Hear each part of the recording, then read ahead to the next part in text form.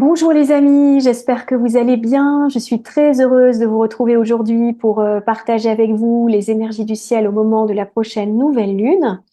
Alors c'est une nouvelle lune très particulière puisqu'il s'agit ici d'une éclipse annulaire de soleil qui se produira sur le 10e degré du signe de la Balance le 2 octobre prochain à 20h48 heure de Paris et 18h48 en temps universel.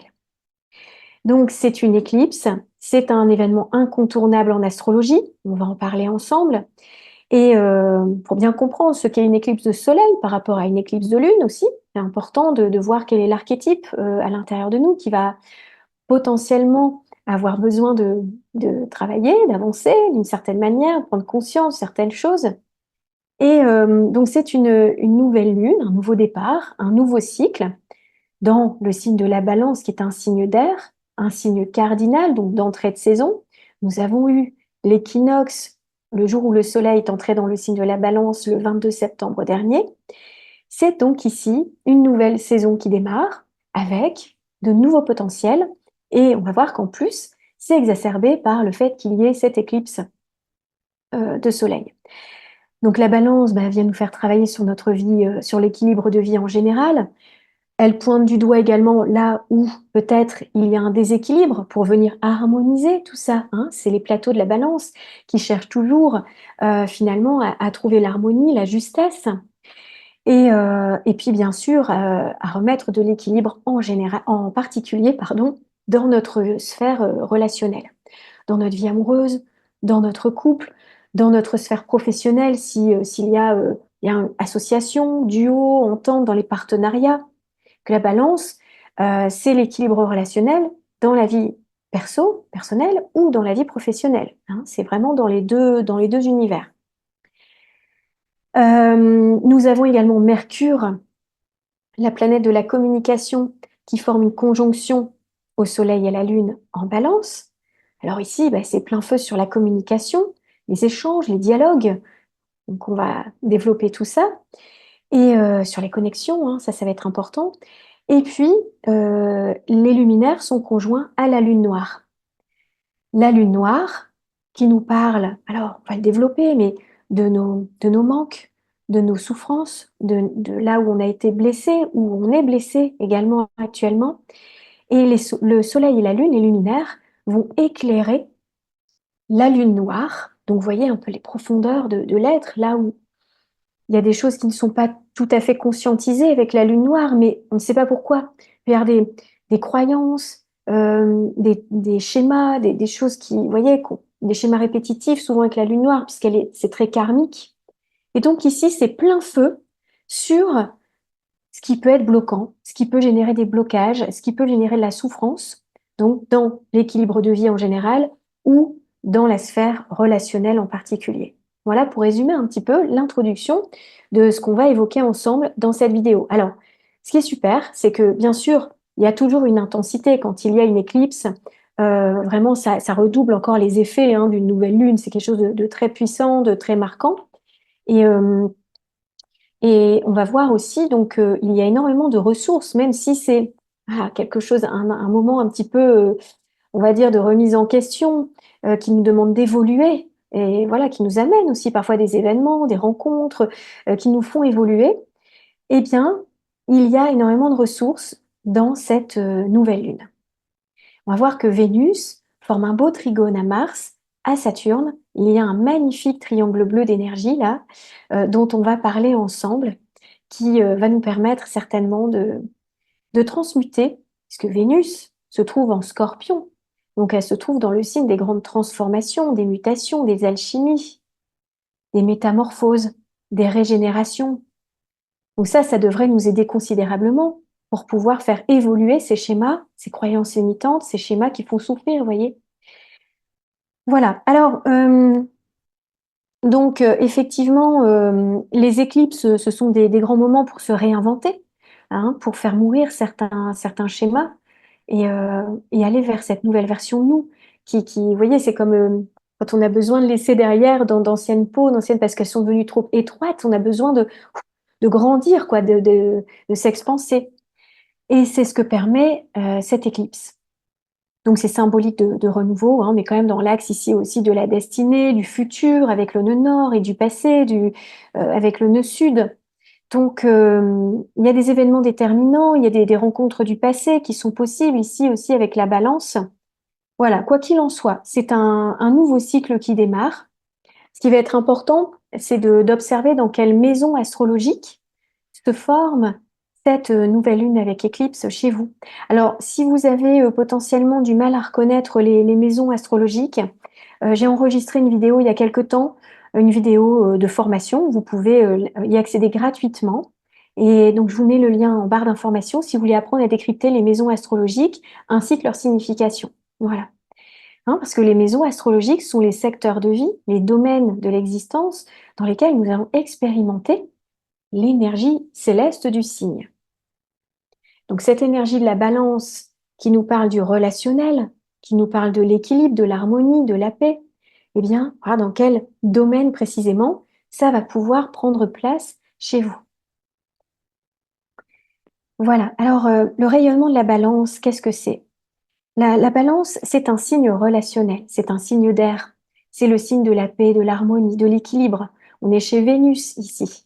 Donc Vénus, la petite bénéfique, celle qui a besoin de paix, d'harmonie, d'amour, d'échange, de rapport avec les autres. L'autre, pour Vénus, c'est très important, le couple, le partage, le duo, le partenariat, l'alliance. C'est le signe du mariage, la balance. Alors, c'est le signe du mariage, c'est le signe de l'union, de l'entente, comme ça peut être parfois le signe des séparations, des divorces, voilà, pour en tout cas venir trouver toujours un équilibre dans sa vie. C'est le signe des contrats également. Donc Vénus, ici, qui maîtrise la balance, Vénus, c'est aussi le symbole des contrats, des ententes, voilà, tout ce qu'on peut signer. Donc peut-être ça vous évoquera quelque chose aussi, hein. Alors, la balance se met facilement à la place des autres. Elle est très altruiste et parfois quitte à s'oublier elle-même. Donc ça, c'est une des problématiques de la balance, c'est que parfois il y a une soumission à l'autre. Il y a le regard de l'autre peut être tellement important qu'elle n'ose pas forcément affirmer qui elle est. L'affirmation se trouve dans le signe du Bélier, à l'opposé, chez Mars, là où se trouve le nœud nord. Mars, qui dans cette nouvelle lune forme un magnifique aspect à Vénus. On a une aide ici de Mars pour aider cette Vénus justement, peut-être à travailler son positionnement, à travailler son affirmation, pour rétablir un équilibre dans les relations. En tout cas, cette Vénus, elle est conciliante, elle va aimer, comment dire, le compromis, l'alliance, l'entente.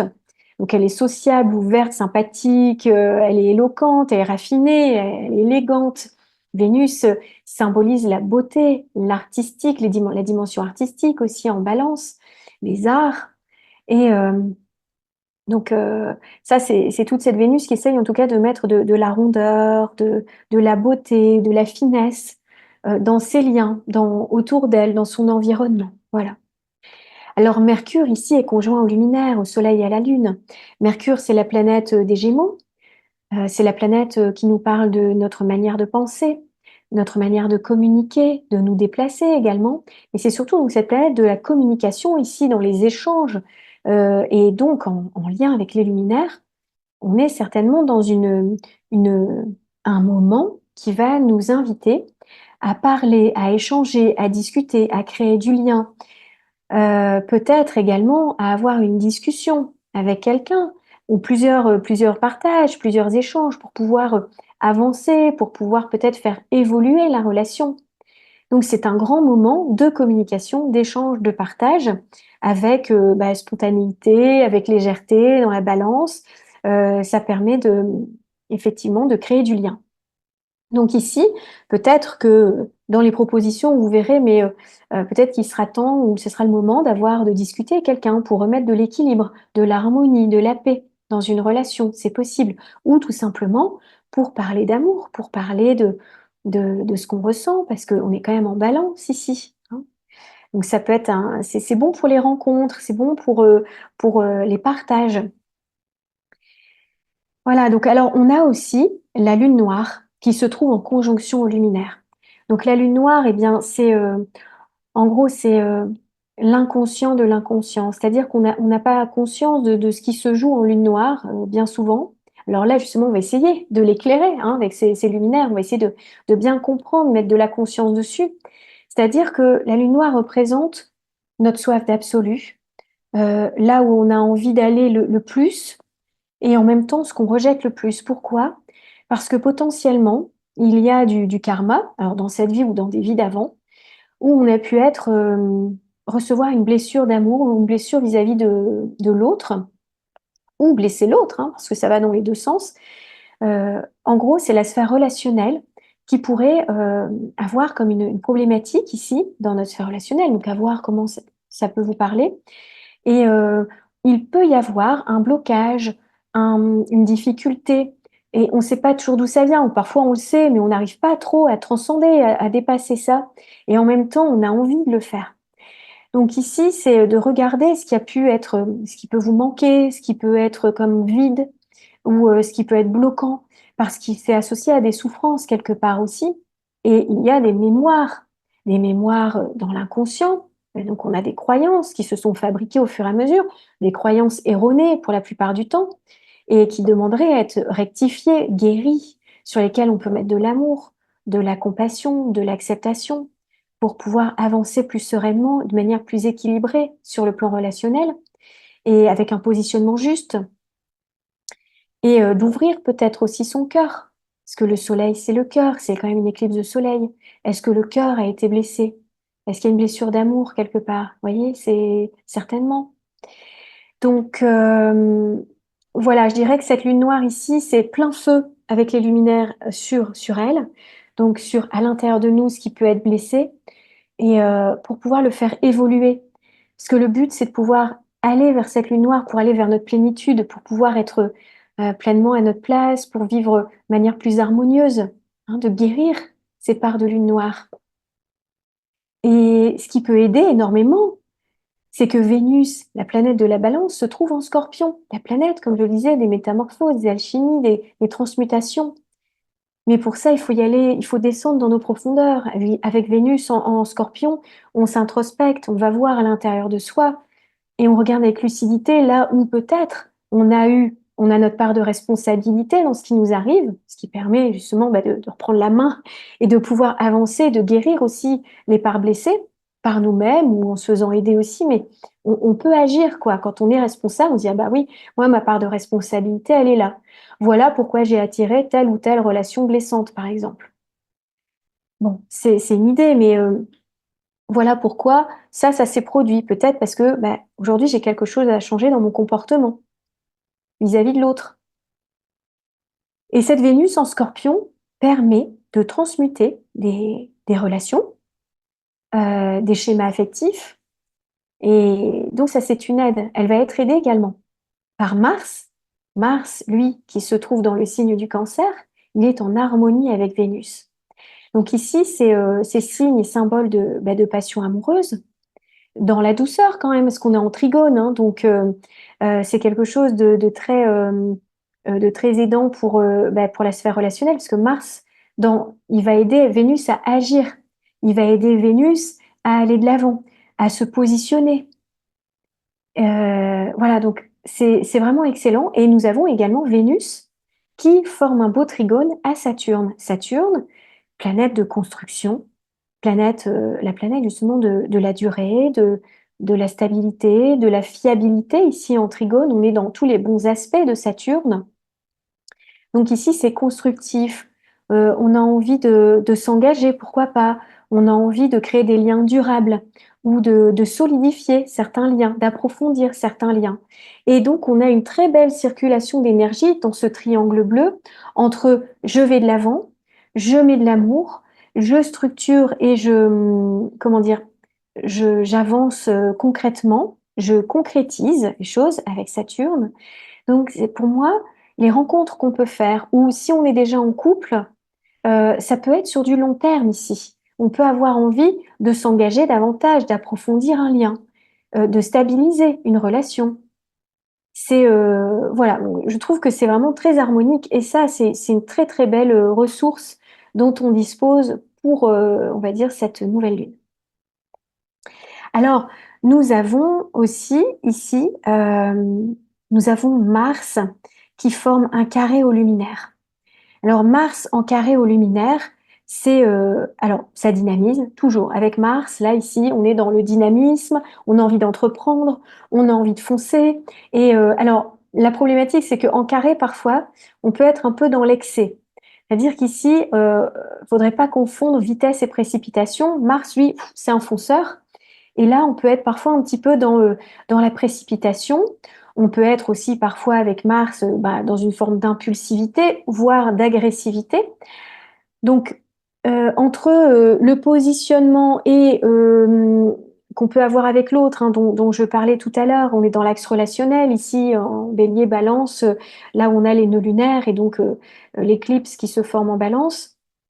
Avec Mars, c'est un peu le côté tout feu, tout flamme, mais dans le sens aussi où attention au travers de Mars, la colère, l'agressivité parfois, l'impulsivité, le côté qui s'impose un petit peu trop. Voilà. Donc attention quand même avec les luminaires ici, de ne pas être dans quelque chose de trop excessif. Alors quand même, Mars, il est trigone à Saturne, Saturne tempère Mars.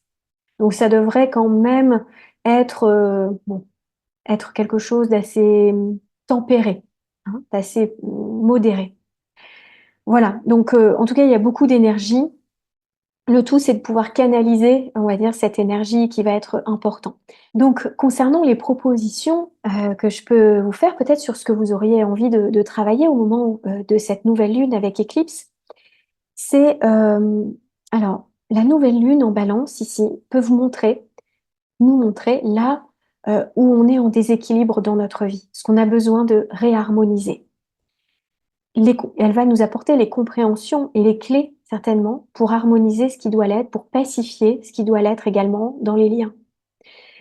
Ça peut nous aider aussi à retrouver une forme d'harmonie intérieure, de paix intérieure, ou dans les liens avec quelqu'un en particulier, ou dans les liens avec, voilà, avec les autres en général.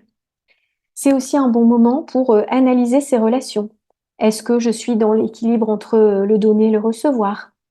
Est-ce qu'il y a des relations qui me vampirisent un peu mon énergie, qui me fatiguent, qui m'épuisent? Et si oui, pourquoi?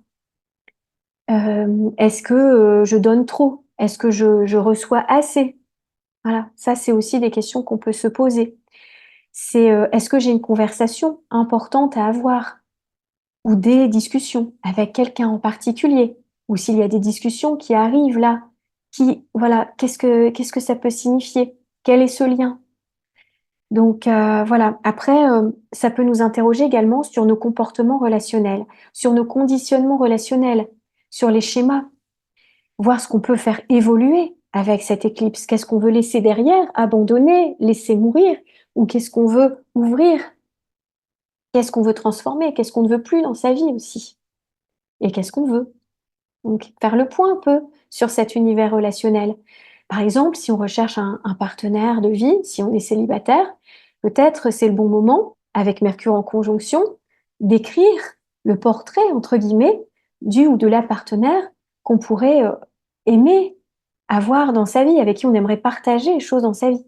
Si on est en couple, peut-être aussi, on peut penser, réfléchir, discuter d'un engagement ensemble. Vous voyez, de remettre aussi peut-être de l'énergie dans le couple hein, pour approfondir le lien ou pour s'engager d'une autre manière.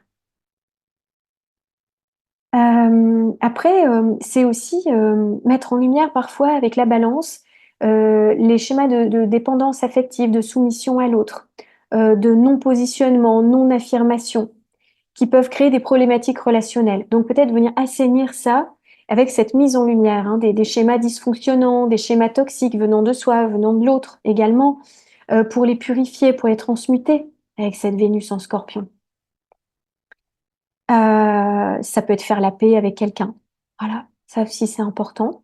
Certaines personnes peut-être seront dans des négociations, Quand même, Vénus, ici en Scorpion, elle est dans le signe des valeurs, hein, mais dans l'axe des valeurs en Scorpion, Taureau-Scorpion. Donc, il y aura peut-être des transactions immobilières, des questions d'argent, de la négociation, des partenariats qui se signent. Et donc, on va penser peut-être aussi à des questions matérielles associées à ces partenariats.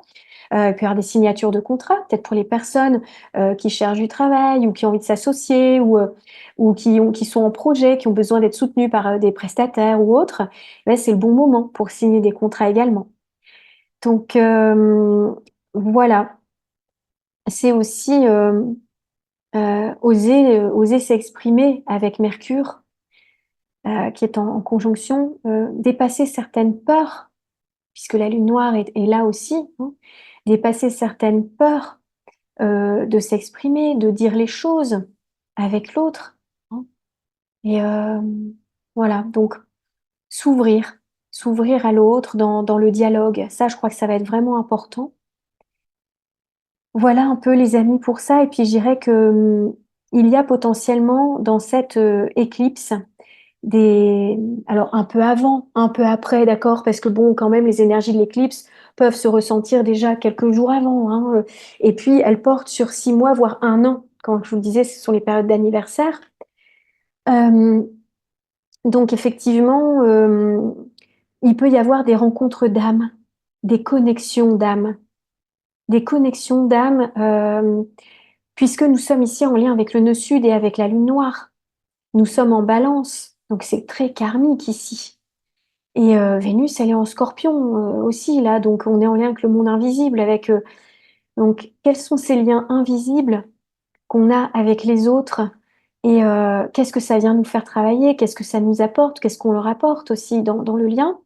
Il se peut qu'on fasse des rencontres d'âmes, des rencontres karmiques aussi. Alors je ne mets pas d'étiquette dessus, ça peut être des âmes sœurs, hein, tout simplement aussi avec des âmes sœurs avec qui on sent une connexion profonde, où il y a quelque chose, un partage qu'on a envie d'avoir. Ça peut être des rencontres voilà, vraiment karmiques qu'ici on peut faire. Et donc, je dirais que l'idée, c'est peut-être de... Ce Mercure serait qui nous invite à penser. Et je dirais peut-être l'idée, c'est quand même plutôt de ressentir la connexion que de penser la connexion. Plutôt que de penser comment la manière dont est l'autre, c'est de ressentir l'autre, d'être plus dans la connexion invisible. Vous voyez que cette Vénus qui est en Scorpion, elle nous invite à voir aussi derrière le voile quels sont les liens avec qui on est, quels sont enfin avec des personnes avec qui on est, avec qui on a envie de partager les choses. Il n'y a pas quelque chose qui est un peu caché dans les liens là et qu'on a besoin de conscientiser. Vous voyez si ça vous parle ça, mais je pense que c'est important. Alors cette Vénus en Scorpion, bah, elle est passionnelle, elle est magnétique, elle est charnelle, elle aime l'intensité dans les relations, elle s'introspecte, elle essaye voilà, elle regarde surtout aussi à l'intérieur d'elle, elle essaye de comprendre ce qui l'unit à l'autre, effectivement, puis elle a besoin de transmuter, de transformer certaines choses qu'il y a dans les liens. Donc, parfois, elle est un peu torturée aussi. C'est vrai que cette Vénus, c'est pas toujours facile, hein. Il peut y avoir des angoisses, il peut y avoir des choses par rapport à certains liens. Euh, mais le but, c'est de regarder ce qu'il y a derrière, comme je vous disais, pour essayer de transformer, de transmuter les liens. Alors, elle peut aller parfois jusqu'à l'autodestruction, la destruction, hein. Il y a des liens qui peuvent se faire comme il y a des liens qui peuvent se défaire pendant ce temps de la balance. Donc, ça dépend. Ça dépend de ce que vous vivez. Et puis surtout aussi, c'est les jeux de pouvoir en Scorpion parfois. Donc, est-ce que je suis dans des jeux de pouvoir avec l'autre? Est-ce que je débusque ça? Est-ce que je le repère? Est-ce que je le conscientise? Et qu'est-ce que je peux faire pour éviter d'être dans des rapports de domination, parfois de manipulation, de jalousie, de possessivité? Bon, il peut y avoir ce type de schéma. Donc, voilà, observez ça pour transmuter et apaiser. C'est une Vénus qui recherche avant tout, je crois, l'apaisement. Vénus recherche toujours l'apaisement de toute façon, par essence. Et ici, en Scorpion, bah, c'est transformer les choses pour trouver cet apaisement. Alors, au cours de cette lunaison en Balance, nous avons également deux événements astrologiques importants. Nous avons la rétrogradation de Jupiter qui démarre le 9 octobre prochain, donc pour 4 mois et demi environ. Il repassera en direct aux alentours du 4 février 2025. Et nous avons Pluton qui repart donc en mouvement direct le 11 octobre. Pluton, la planète du Scorpion où transite Vénus actuellement, Vénus qui maîtrise cette nouvelle lune en Balance et cette éclipse.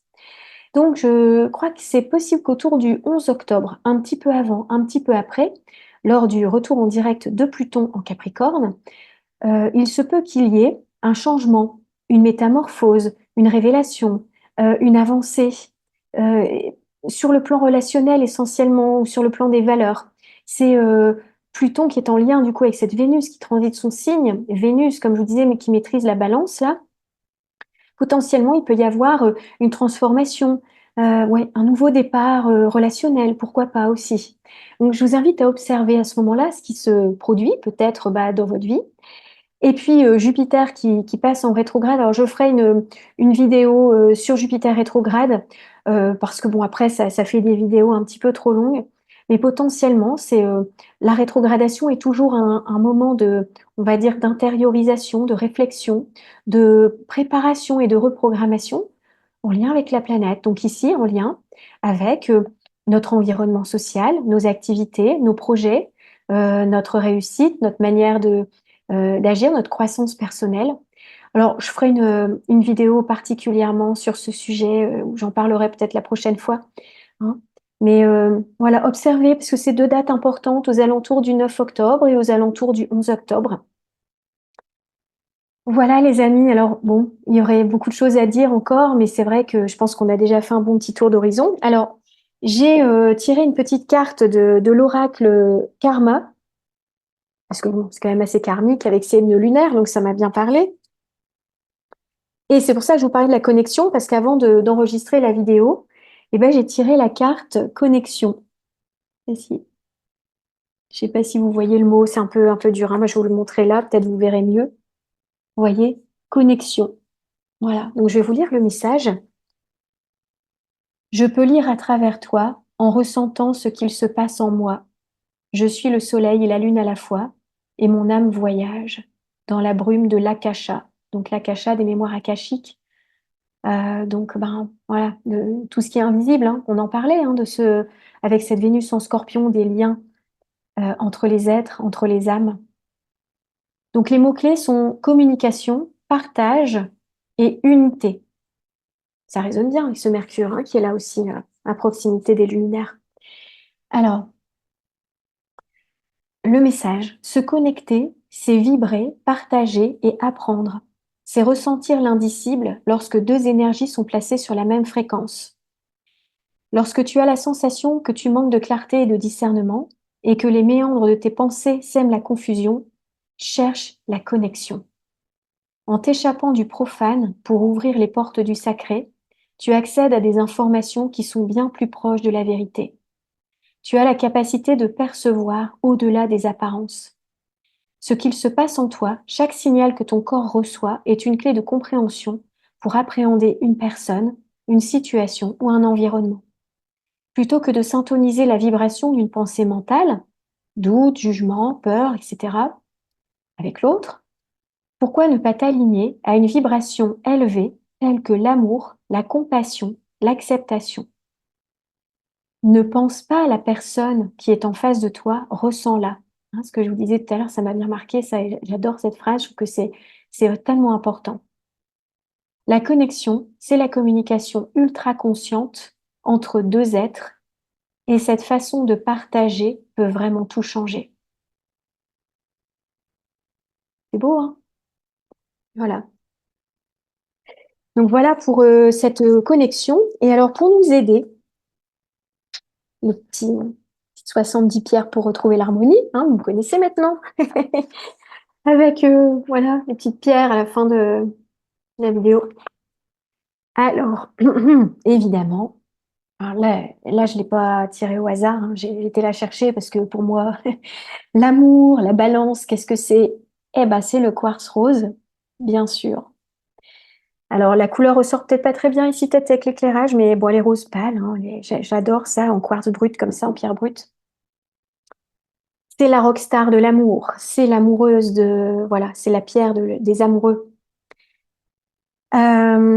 L'auteur dit, je l'offre à toutes mes amies pour leur apporter le réconfort et attirer le bon amoureux. Tout le monde devrait en posséder une pour s'offrir de la douceur. Alors son message, pierre de cœur et d'amour ultime, le quartz rose vous réconforte, pardon, lorsque la tendresse manque à votre vie. Il redonne confiance et foi en la vie lorsque vous vous sentez seul. Il adoucit votre personnalité afin que vous puissiez incarner vos facettes féminines en beauté. Il attire à vous les bonnes personnes, celles qui vous correspondent, un partenaire de vie idéal pour l'instant présent. Il confère plus de force à vos affirmations positives et à vos intentions pour entrer dans une nouvelle étape de votre vie plus légère, plus douce.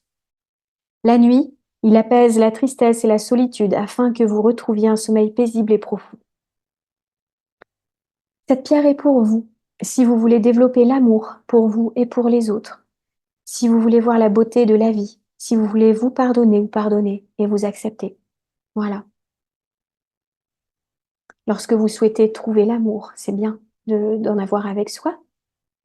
Voilà. Lorsque vous avez besoin de vous aimer aussi, et lorsque vous traversez une période difficile. Symbolique de l'oracle, et on finira, je crois, sur ce message, l'amour est la seule réponse afin que vos peurs et doutes disparaissent. Voilà. Donc, bah voilà, hein. Parler de l'amour en balance, c'est ça, c'est l'amour avec l'éclipse de soleil, mettre plus d'amour dans nos relations et plus de paix, plus d'harmonie et aussi voir le précieux de chaque lien qu'on peut avoir, que ce soit un lien difficile ou un lien facile, parce que chaque lien nous apporte bah, son enseignement. Et voilà, je dirais que c'est peut-être ça la conclusion, et de remercier pour ça, de voir le précieux dans chaque lien, chaque rencontre qu'on peut faire. Voilà les amis, je vous envoie plein d'amour, plein de lumière. Si vous souhaitez un accompagnement personnalisé, eh bien vous pouvez me contacter, je vous répondrai avec joie. Vous trouverez mes coordonnées en barre d'informations. Et surtout, prenez bien soin de vous pendant eh bien, cette éclipse. Semez vos intentions au moment de la nouvelle lune en balance, donc dans la sphère relationnelle. Qu'est-ce que vous souhaitez dans votre vie relationnelle dans les 6 mois qui viennent? Je crois que c'est vraiment important. Et voilà, donc merci en tout cas toujours pour vos partages, pour tous vos messages adorables que vous m'envoyez par ici, là, dans les commentaires. Je suis très, très touchée toujours par votre sympathie, par votre générosité dans les messages, par votre douceur, votre gentillesse. Ça me fait vraiment plaisir. Et ben, je vous la retourne là, voilà, comme ça. Je vous envoie toute cette douceur et toute, voilà, toute cette harmonie. Je vous souhaite le meilleur dans vos relations, dans votre vie relationnelle. Et puis, je vous dis à très bientôt pour la prochaine pleine lune qui se formera dans l'axe Bélier-Balance. Je vous embrasse bien fort. Prenez soin de vous.